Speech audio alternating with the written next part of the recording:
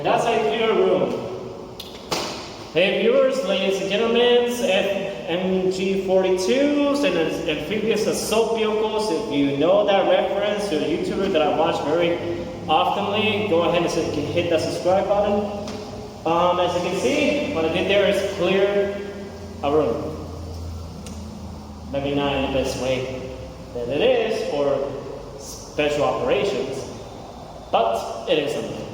So, what I did is, I just go into the door, I first hide the corner that it's on my right side since I'm right-handed. Hide the corner here to check on that corner that everything's clear. Then I go straight ahead to that. Let me show you. So what I did is like, I'm here, right?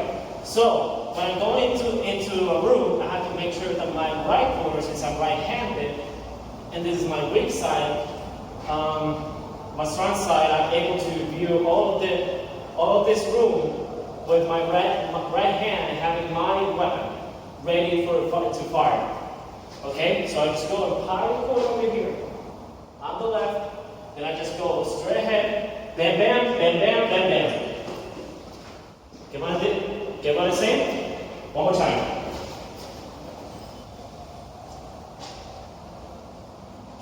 Bam, bam, bam, bam, bam, bam. Of course, I'm not going to be able to hit targets that not going to hit targets that are bottle size. Of course, it's going to be body size, like my height. Well, not exactly my height, but human size, to be more general. So it's easier to hit the targets. So I was just shooting, it's just bottles. So it's easier that way. I mean, it's one thing that I learned here, trying to clear buildings and rooms and all that kind of stuff. One thing I learned is just you don't necessarily have to switch. Strongly advised, but in some scenarios like rooms like this where most of the area is one-sided, it's not very necessary to switch shoulders, as in like switching my rifle to my weak side, pretty much. So, that's, of course, I can explain all the details about that, but I just wanted to kind of show it in more physical view, I guess.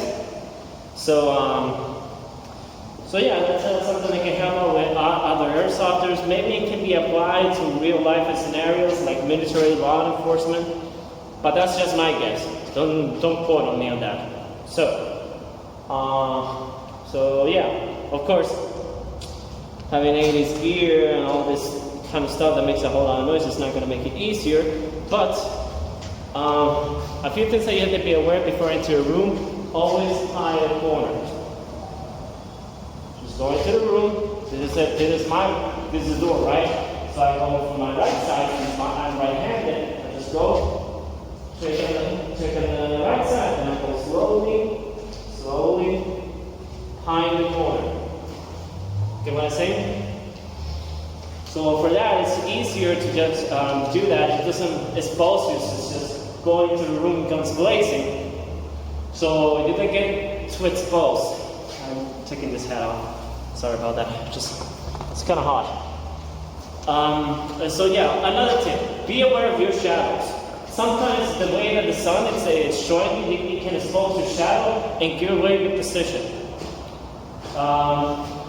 Right now, I'm going to do that because there's a lot of shade on that door. So, anyways, be aware of the shadows so you don't be exposed. Also, another thing: be aware of your barrel length on your rifle. Of course, if you do have a sidearm like this one, it's better to go into the room clearly with a handgun than a rifle. It just all depends, of course. Now you have a CQB type of rifle, like for example, like I don't know, 14 inches barrel, 12 inch, something like that. Even the PDW, it's gonna make things a whole lot easier to hide those doorways and entry rooms. I like to have my rifle fully extended stock, and it's a little bit long. It's not an M16, but for AR-15, it's kind of it's a little bit long. So yeah. One last tip. Also, I advise to check all corners. Even if you did clear out the corners and all that, when you enter the room, even when you eliminate all hostiles, just go. Check the corner, check corner, maybe another doorway, windows. Sorry for the kind of being interrupted in the middle of the video. Just my camera got a little bit hot and the camera just turned off. So to make it quick, like I said, to end the video, once you enter the room, go in, eliminate the hostiles around the room, check out doorways, windows, check corners again, you're good to go. That's pretty much. Always be aware, always have your situational awareness at all times, okay? So yeah, that's about it. Look forward for more content. Of course, I've been MIA for a long time. I'm going to be posting another video about what I've been doing the last months and all that. And also what are my plans for my videos, and have a proper channel for all this kind of content.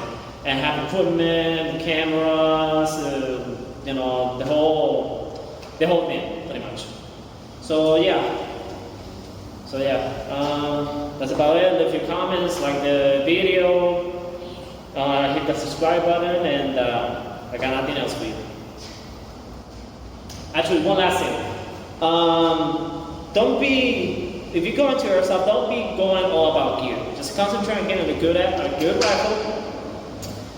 rifle, and eye protection, just to start off. Don't be buying gear that's like $100, $120, just chest rigs, plate carriers, secondaries, all that kind of stuff. You don't necessarily need it.